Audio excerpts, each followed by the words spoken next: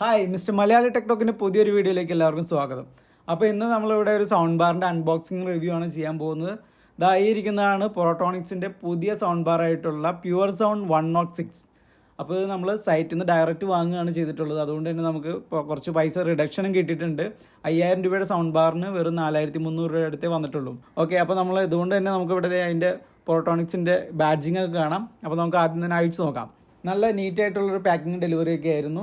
Turn your home into an entertainment paradise എന്നൊക്കെ എഴുതി വെച്ചിട്ടുണ്ട്. അപ്പോൾ നമുക്കത് കേട്ട് നോക്കുമ്പോൾ അറിയാം അങ്ങനെയൊക്കെ ആണോ എന്നുള്ളത്. പ്യുവർ സൗണ്ട് 106 എന്നാണ് ഇതിൻ്റെ പേര്. 120 വാട്ടാണ് ഇതിൻ്റെ മാക്സിമം പവർ ഔട്ട്പുട്ട് വരുന്നത്. ഇനിയിപ്പോൾ ഇതിൻ്റെ സൈഡിൽ നോക്കുകയാണെന്നുണ്ടെങ്കിൽ deep bass, multiple EQ modes ഒക്കെ ഉണ്ട്. ബ്ലൂടൂത്ത് 5.3 ആണ്. പിന്നെ ഓക്സിൻ ഉണ്ട്, HDMI പോർട്ട് ഉണ്ട്, USB ഡ്രൈവ് പോർട്ട് ഉണ്ട്, LED ഡിസ്പ്ലേ ഉണ്ട്, റിമോട്ട് കൺട്രോളൊക്കെ ഉണ്ട്. അപ്പോൾ ഇനി നമുക്ക് ഇതൊന്ന് തുറന്നു നോക്കാം. അപ്പോൾ ഇങ്ങനെയാണ് ഇത് പാക്ക് ചെയ്ത് വെച്ചിട്ടുള്ളത്. ഇതിൽ തെർമോക്കോളൊന്നും കാണുന്നില്ല, പകരം പോളിഫോമിൻ്റെ സ്പോഞ്ചുകൾ വെച്ചിട്ടുള്ളൊരു പാക്കിംഗ് ആണ്. ഇറ്റ്സ് ഓക്കെ, നീറ്റാണ്. ഒരു 60 സെൻറ്റിമീറ്റർ നീളമുള്ളൊരു സൗണ്ട് ബാർ ആയതുകൊണ്ട് തന്നെ ഇത് വളരെ ചെറിയൊരു പാക്കറ്റിലെല്ലാം കൂടി ഒതുക്കാനും പറ്റിയിട്ടുണ്ട്. അപ്പോൾ ഈ കവറിൽ ഒരു റിമോട്ടും 2 ബാറ്ററിയും ഒരു പവർ കോഡും കൊടുത്തിട്ടുണ്ട്. പിന്നെ താഴെ ഇരിക്കുന്നതാണ് സബ് വൂഫർ. പിന്നെ സൈഡിൽ 2 ബോക്സുകൾ കാണുന്നുണ്ട്. ഇതിലെന്താണ് ഇത് ജസ്റ്റ് പാക്കിംഗ് പെർഫെക്റ്റ് ആക്കാൻ വേണ്ടി വെച്ചിട്ടുള്ള ഡെമ്മി ബോക്സുകളാണ്, ഇതിലൊന്നുമില്ല.